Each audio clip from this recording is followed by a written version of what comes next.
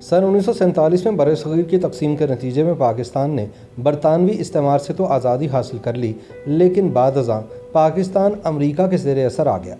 इसकी बुनियादी वजह तक़सीम हिंदुस्तान का मूजिब अटलांटिक मुआहदा बना, जिसमें बरतानिया ने अमरीकी बालादस्ती को तस्लीम कर लिया था। 18वीं सदी से 20वीं सदी के वस्त तक दुनिया के कई इलाकों में दौलत बरतानिया की हुकूमत रही। इस दौरान अक़वाम को महकूम बनाने के लिए नौआबादियाती सियासी निज़ाम नाफिज़ किया गया।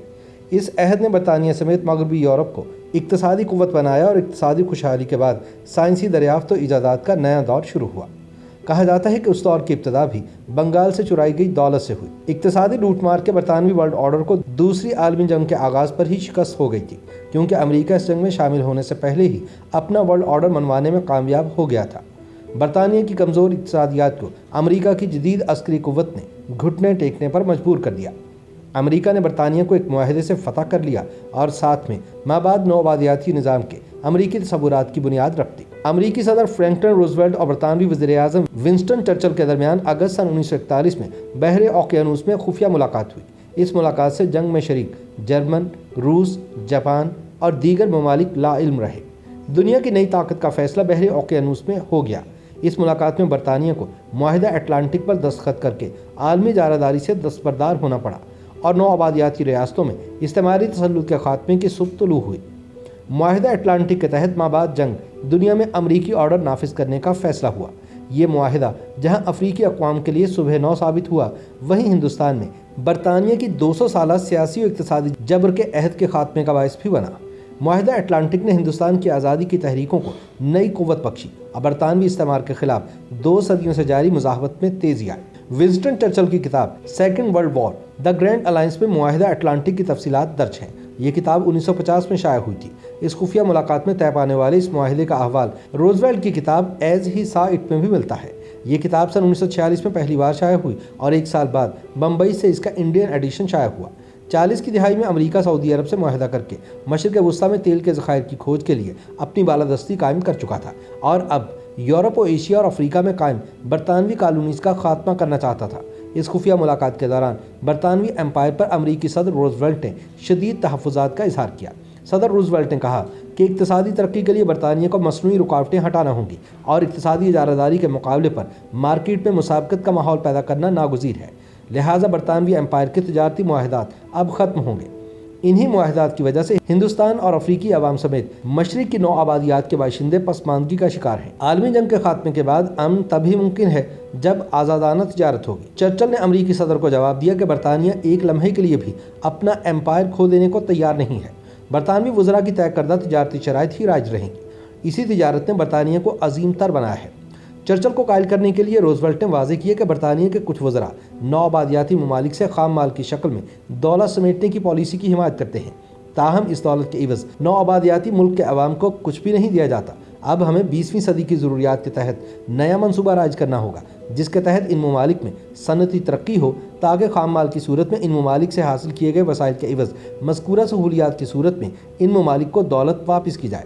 चर्चिल समझ गया कि रूज़वेल्ट का इशारा हिंदुस्तान की जानिब है। कहते हैं कि तब चर्चिल को भी मालूम हो चुका था कि अब अमरीकी बालादस्ती के तहत आलमी अमन के तसव्वुरात राइज होंगे। चर्चिल ने एतराफ़ किया कि कुछ ही अरसे बाद बरतानवी नौआबादियाती पॉलिसी एक मुर्दा बतख होगी और बरतानिया की आलमी तिजारत पर गलबा हासिल करने की पॉलिसी एक मुर्दा बतख होगी। अमरीका से मुकाबला करने के बरतानवी अज़ाइम भी एक मुर्दा बतख साबित होंगे। अमरीकी सदर रूज़वेल्ट हिंदुस्तान के मुस्तक़बिल और बरतानवी तसल्लुत से आज़ादी के लिए कायल भी थे। चुनाचे रूज़वेल्ट का तसव्वुर था कि हिंदुस्तान को दौलत मुश्तरका का मेंबर बनाया जाना चाहिए।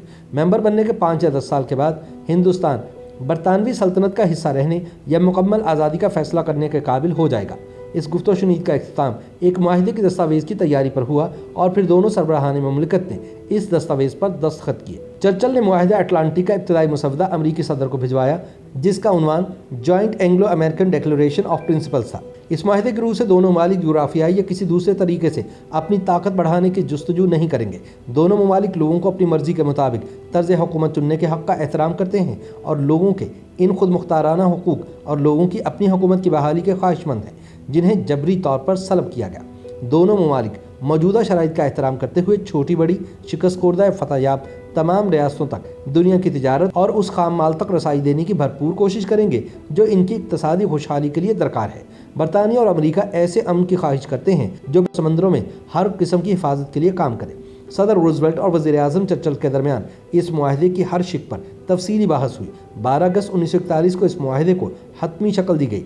12 اگست کو ہی سابق سوویت یونین کے صدر جوزف اسٹالن کے نام روزویلٹ اور چرچل نے ایک مشترکہ خط لکھا جس میں اس معاہدے سے متعلق انہیں آگاہ کیا گیا، اور 14 اگست 1941 کو اس معاہدے پر باقاعدہ دستخط کر دیے گئے۔ ہندوستان میں چونکہ برطانوی راج کے خلاف تحریک پہلے ہی شدت اختیار کر چکی تھی اور ہندوستانی کامل آزادی کا نعرہ بلند کر چکے تھے، چنانچہ معاہدہ اٹلانٹک میں شامل تیسری شق کا ہندوستان میں پرتپاک استقبال کیا گیا۔ تاہم برطانوی پارلیمان میں معاہدہ اٹلانٹک کے تناظر میں ہندوستانی مستقبل پر مباحثہ 1 مہینے تک جاری رہا۔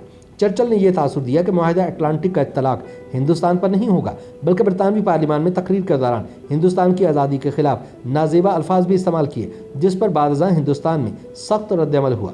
سن 1945 میں دوسری جنگ عظیم کے خاتمے کے بعد امریکہ نے معاہدہ اٹلانٹک پر عمل درآمد کے لیے برطانیہ پر مسلسل دباؤ ڈالا۔ یہی وجہ ہے کہ جنگ بندی کے 2 برس بعد ہی برطانیہ کو ہندوستان چھوڑنا پڑا۔ یہاں کی آزادی کی تحریکوں کو سبوتاژ کرنے اور کامل آزادی کے مطالبات کے برعکس برٹش پارلیمان میں فروری سن 1947 میں تقسیم ہند کا قانونی مسودہ منظوری کے لیے پیش کر دیا۔ آزادی ہند کے قانونی مسودے پر برطانوی پارلیمان میں حزب اقتدار اور حزب اختلاف کے رہنماؤں کی ہونے والی تقاریر کو جمع کیا گیا، جس کے مطابق پارلیمان میں برطانوی وزیر اعظم ایٹلی نے یہ بیان دیا کہ ہندوستان چھوڑنے کے لیے برطانیہ کے پاس کم وقت ہے۔ چنانچہ برطانوی استعمار گریٹ گیم کے تحت ہندوستان کی کامل آزادی کے مطالبات کے برعکس تقسیم ہند کر کے چلا گیا۔ معاہدہ اٹلانٹک کے تحت تو برطانیہ ہندوستان چھوڑنے کا پابند تھا، لیکن تقسیم کے بعد اس خطے میں نئے سیاسی و اقتصادی مسائل نے جنم لیا۔ یہی وجہ ہے کہ سیکورٹی اسٹیٹس میں تبدیلی کے لیے برے صغیر کی 2 ریاستیں قومی بجٹ کا کثیر حصہ دفاع پر خرچ کرنے پر مجبور ہیں، اور مذہب کی بنیاد پر ہونے والی اس تقسیم نے دونوں ممالک کو مزید گروہیت اور فرقہ واریت میں تقسیم کیا ہے۔ یوں تقسیم ہند کے بعد اس خطے میں برطانیہ کی جگہ امریکی حاکمیت قائم ہوگی، اور جس مذہبی اور سیاسی تصورات کے تحت آل انڈیا مسلم لیگ اور کانگریس بٹوارے پر آمادہ ہوئی تھی، آج یہی تصورات شدت پسندی کے فروغ اور اس خطے کی ترقی میں رکاوٹ بن رہے ہیں۔ ناقدین کہتے ہیں کہ آج ان دونوں ممالک کو اپنے سیاسی تصورات کا از سر نو جائزہ لینا ہوگا اور عالمی استعماریت کے حربوں کا شکار ہونے سے اپنی قوم کو بچانا ہوگا۔ YouTube پر گوگلی نیوز دیکھنے کے لیے youtube.com کی سرچ بار میں googly news T V type کریں۔ گوگلی نیوز کے پیج پر سرخ رنگ کے سبسکرپشن والے بٹن پر کلک کرنا نہ بھولیے۔ YouTube پیج پر اپلوڈ ہونے والی ویڈیوز سے باخبر رہنے کے لیے بیل آئیکن پر کلک کیجیے۔ آپ کو ہر نئی ویڈیو کے بارے میں نوٹیفیکیشن موصول ہو جائے گا۔